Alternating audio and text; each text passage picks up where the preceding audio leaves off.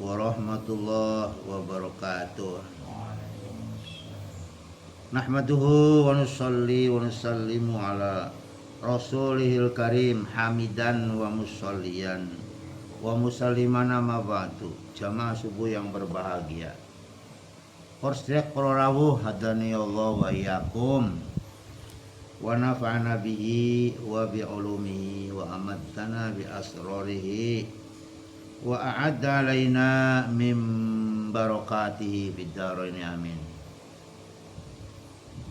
Tuan-tuan yang berbahagia, seterusnya adalah sampai kepada ayat yang berbunyi ihdinas siratal mustaqim. Tunjukilah kami ke jalan yang lurus.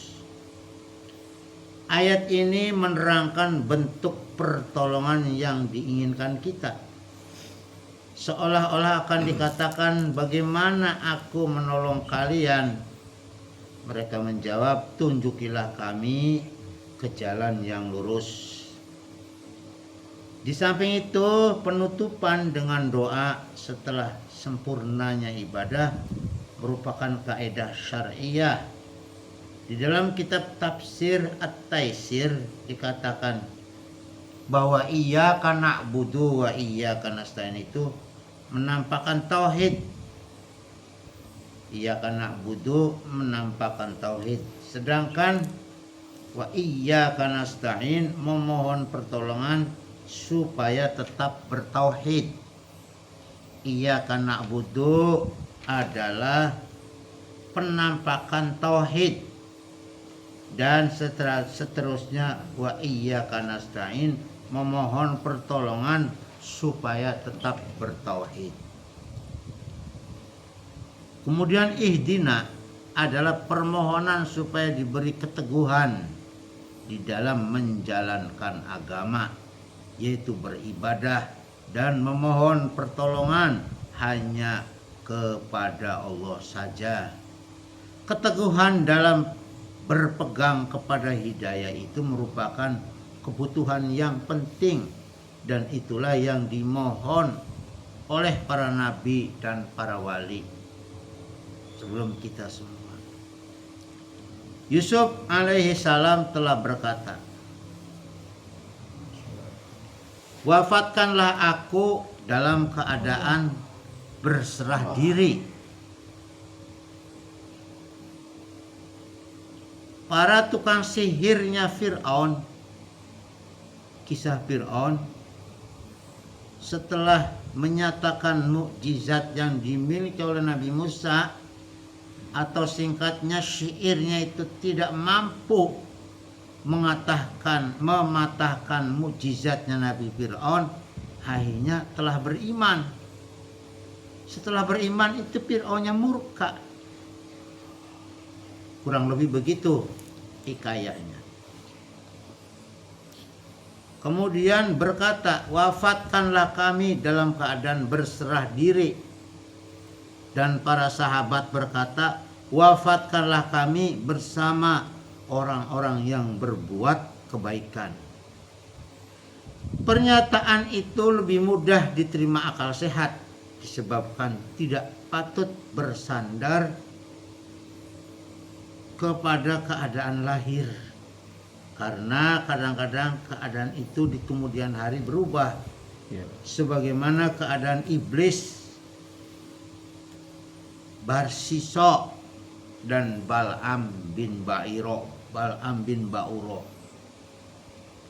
Di dalam tafsir Al-Qadi dikatakan, apabila ayat itu diucapkan oleh orang arif, maka berarti bimbinglah kami untuk berjalan di jalan-Mu ya Allah, agar Engkau menghapus kegelapan keadaan kami, menanggalkan selimut badan supaya kami menerangi diri dengan kesucian-Mu, lalu melihat-Mu, memandang-Mu dengan nur-Mu.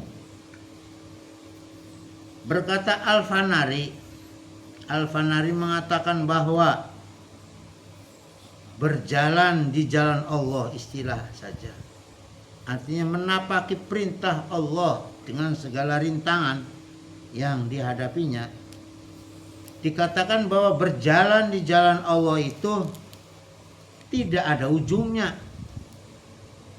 Demikian juga halnya Kutubul Muhaqqiqin mengatakan bahwa kerinduan hamba kepada Khalik Sang Maha Pencipta tidak ada ujungnya, tidak akan padam atau tidak akan hilang atau sirna. Asal kata hidayah itu dibuat muta'addi atau transitif dengan lam atau ila al-mustaqim. Maka kata itu dikonotasikan dengan ikhtaro di dalam firman wakhtaro Musa qaumahu. As-siratul mustaqim adalah isti'arah dari millatul Islam ad-dinul haq sebagai tasbih atau pengumpamaan. Lagi jalannya maksud yang dituju dengan jalannya niat atau tempat penghadapan rohani dengan tempat penghadapan jasmani. Tuan-tuan yang berbahagia, Porsrek Pro Rabu jamaah subuh hadani Allah wa iyyakum. Lafaz ad-din dan dinamakan asyirat atau jalan karena meskipun Allah tidak terikat oleh tempat, namun hamba yang sedang mencari Allah harus menempuh jarak, menempuh bahaya, dan menanggung kesulitan agar kita sampai dan dia mendapat kemuliaan. Ihdinas siratal mustaqim itu meskipun dia telah mendapat petunjuk tempat 3 dimensi, pertama, kedua, dan ketiga. Pertama, setelah mengetahui Allah dan mendapat petunjuk dengan pengetahuan itu, seorang hamba Allah harus dapat mengetahui garis tengah antara kebersihan diri dan kekurangannya di dalam mengerjakan pekerjaan-pekerjaan yang bersifat syahwat dan amarah serta dalam menafkahkan harta. Maksudnya adalah agar Allah Subhanahu wa ta'ala menunjukinya ke jalan tengah. Yang kedua, meskipun dia telah mengetahui Allah Subhanahu wa ta'ala dengan suatu dalil, namun di sana masih terdapat dalil-dalil lain, maka makna ihdina adalah beritahukanlah kepada kami cara-cara mendapatkan dalil atas zat, sifat, dan perbuatan. Yang ketiga, maknanya sesuai dengan firman Allah, wa anna hadza sirati mustaqima, dan bahwasanya yang aku perintahkan ini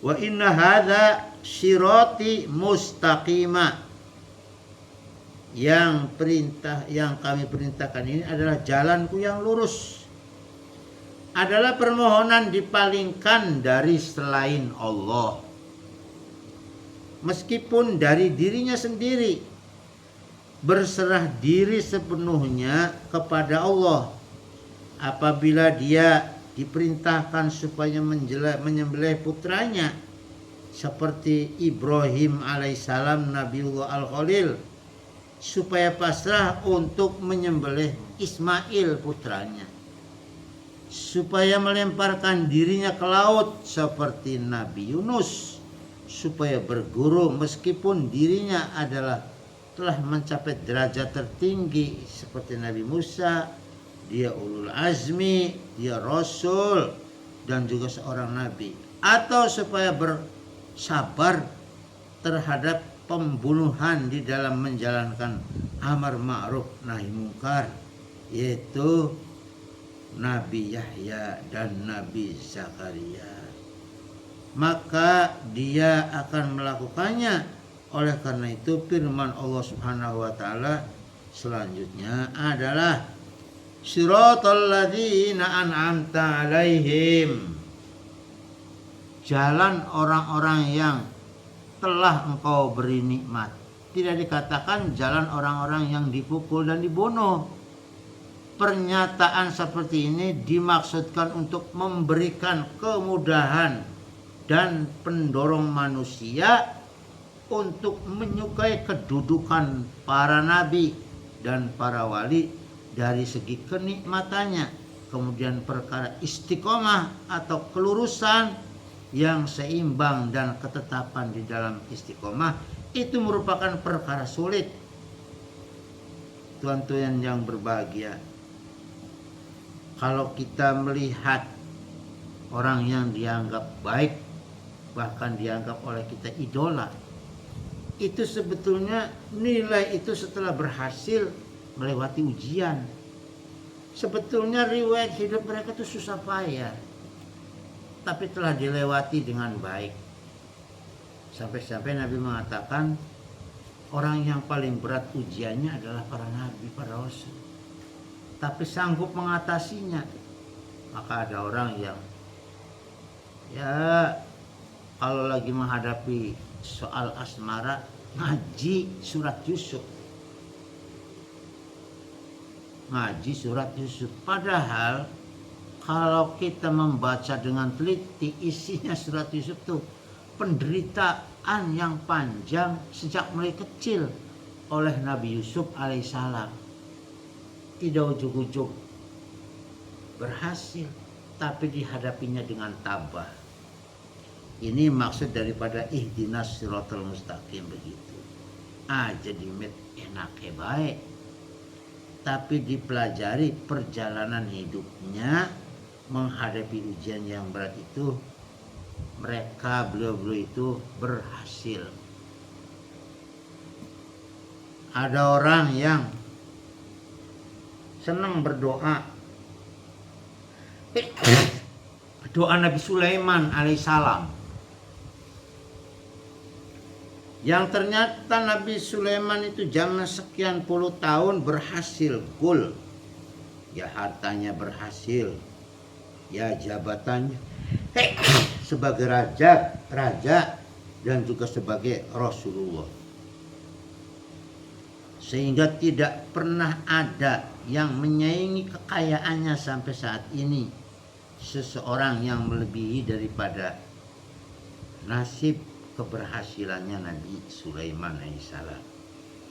Kita pernah berjumpa dengan seorang desa yang jujur polos. Dia berusaha dari nol, dari latar belakang pendidikan orang desa, terus naik sampai dia dengan hasil yang sudah dicapainya timbul semangat yang boleh dikatakan seperti menabrak rajek. Dia berhasil sugih, berhasil terhormat, tapi menemui kegagalan saat pada dia sedang membangun keturunannya. Anak yang disayanginya seorang lelaki, orang desa, orang biasa, bukan ahli pesantren, masih kecil di usia keluar SD, sudah langsung dipesantrenkan di Sarang, di Rembang, di Lirboyo. Belum ada kesiapan anaknya, saking menggebu-gebu orang tuanya, anak itu tidak mampu. Akhirnya dari pesantren besar turun pesantren kecil. Akhirnya pulang ke rumah. Akhirnya sekolah di desanya sendiri, masuk MTS. Tapi semangat menggebu-gebu ayahnya itu tidak pernah padam. Saking kencengnya ayah mendorong anaknya untuk belajar, akhirnya sampai terjadi yang terkenal, ya walaupun nantinya memalukan kalau diceritakan, dari rumah dipaksa untuk sekolah, di jalan manek pohon mangga. Jadi disangka oleh orang tuanya sekolah, pulang.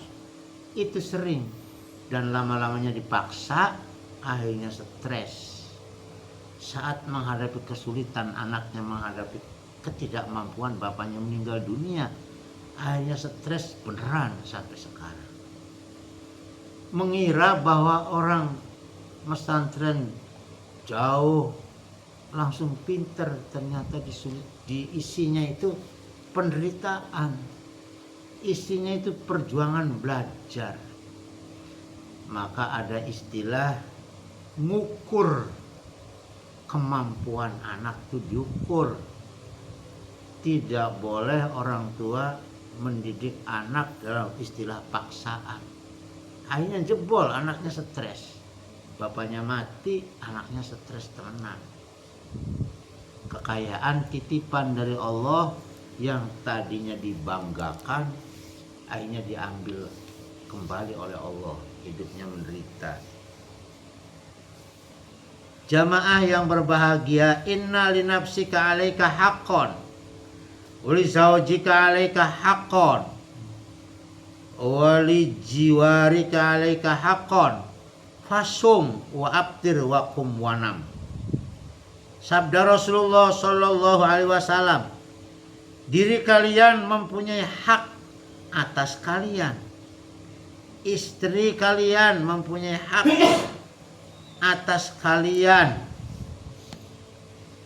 dan akal kalian mempunyai hak atas kalian. Oleh karena itu lakukanlah saum, tetapi boleh berbukalah, jangan dipaksa. Dan bangunlah kalian, tetapi juga tidurlah sekalian, tidurlah kalian. Jadi mata punya hak, bisa melek, bisa tidur. Ada orang bersumpah, saya akan ibadah saja, saya tidak akan kawin, saya akan puasa terus. Tapi kata Nabi, jangan seperti itu. Jadilah kalian yang mutawassit. Sebab mutawassit itu adil, tengah-tengah. Ya, sebab kita juga haknya itu harus dipenuhi.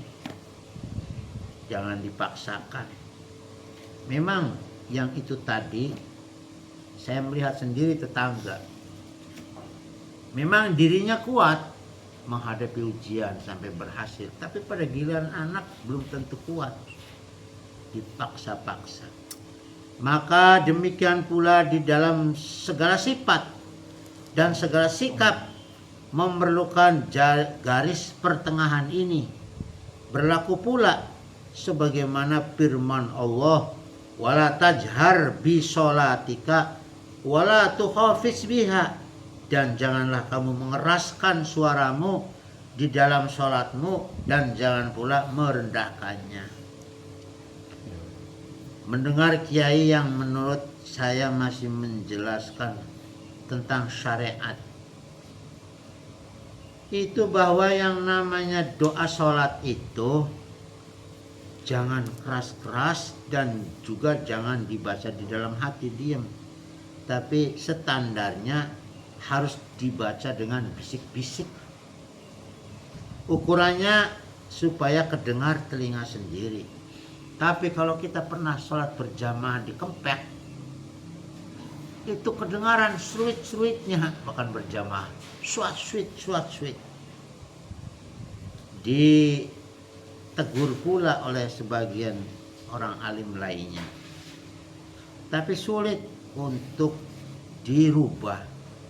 Ternyata Kempek itu salah satu ciri khas, salah satu pesantren yang terkenal di dalam kiroatnya, bacaan Kempek. Itu sebetulnya bukan jadi standar, tapi bahkan wong belajar dengan wong praktek itu memang kalau praktek itu sedikit menurun, mahrojnya bahkan kempek tuh nyeklok. Tapi akhirnya setelah pulang ke rumah sedang, karena dulunya belajarnya kangelan di atas rata-rata, yang berhasil adalah sedang. Nah, kalau orang belajarnya indah-indahan, tidak semangat, ya biasanya setelah pulang ke rumah ya hampir hilang. Lam yusrifu walam yakturu wa kana baina dzalika qawama. Mereka tidak berlebih-lebihan dan tidak pula kikir, dan adalah pembelanjaan itu di tengah-tengah antara yang demikian. Jangan terlalu boros, jangan terlalu kikir. Penglihatannya Muhammad mazagol basoru wa ma togo, tidak berpaling dari yang dilihatnya dan tidak pula melampaui batas. Wa kanal insanu baina alamil mutawassit, manusia itu diciptakan oleh Allah tengah-tengah di antara alamul mulki dan alamul malakut. Manusia itu di dalam dirinya tidak disamakan 100% dengan malaikat, dan juga tidak seperti jin atau setan. Kalau manusia itu tengah-tengah, ada sifat hayawannya, ada sifat tumbuh-tumbuhannya, ada sifat binatang buasnya, ada sifat setannya, dan ada sifat malaikatnya. Jadi manusia itu adalah hamba yang mutawassit, tengah-tengah. Katanya kalau manusia itu benar-benar belajarnya atau dituntutnya akan melambung tinggi melebihi malaikat. Tapi kalau orang itu rendah akan lebih jahat daripada setan. Di sini ayat ini menjelaskan tentang supaya kita mengambil jalan tengah. Makanya ada ayat Rabbunal ladzi a'ta kulla syai'in khalaqahu tsumma hada. Rabb kami yang memberikan kepada tiap-tiap sesuatu bentuk kejadiannya, kemudian memberinya petunjuk. Memberikan ilmu saja atau menganugerahkan kecantikan, kegagahan saja, itu harus diimbangi dengan hidayah. Barang siapa yang tambah ilmunya tetapi tidak dibarengi dengan tambahnya hidayah, tidak menghasilkan apa-apa, hanya yang ditemukan semakin jauh dengan Allah Subhanahu wa ta'ala. Ini Al-Quran mengajarkan kepada kita fleksibel apa ya? Ya, yang seimbang.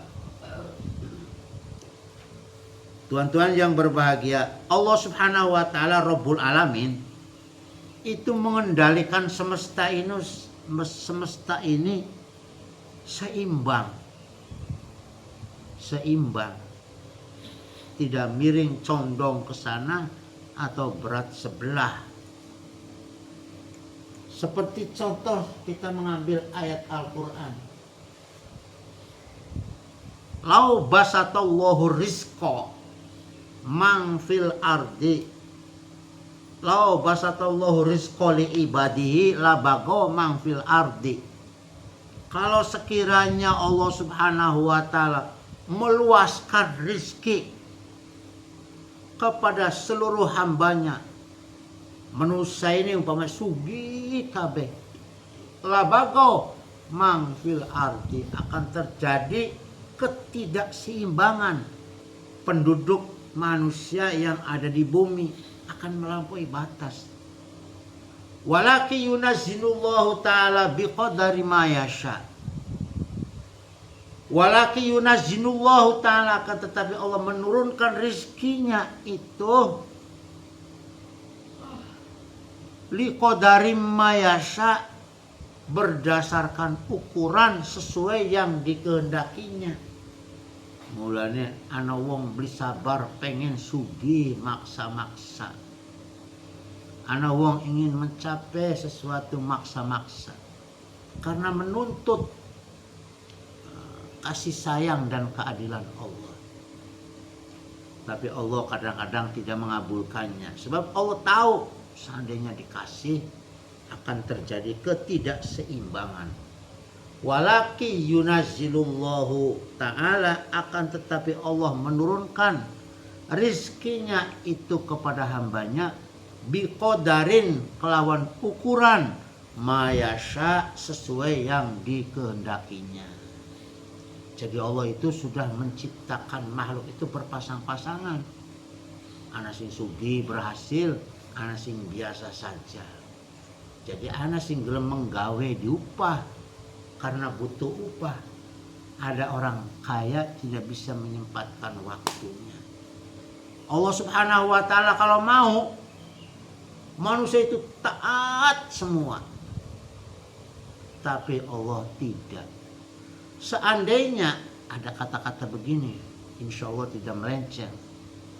Seandainya makhluk ini taat semua, baik semua, Allah tidak akan menghendaki, pasti Allah akan mengubah atau menciptakan makhluk lain, mengadakan makhluk lain yang punya salah, lalu dari perbuatan dosanya itu bertobat, minta ampun, dan diampuni, dimaafkan kesalahannya, begitu.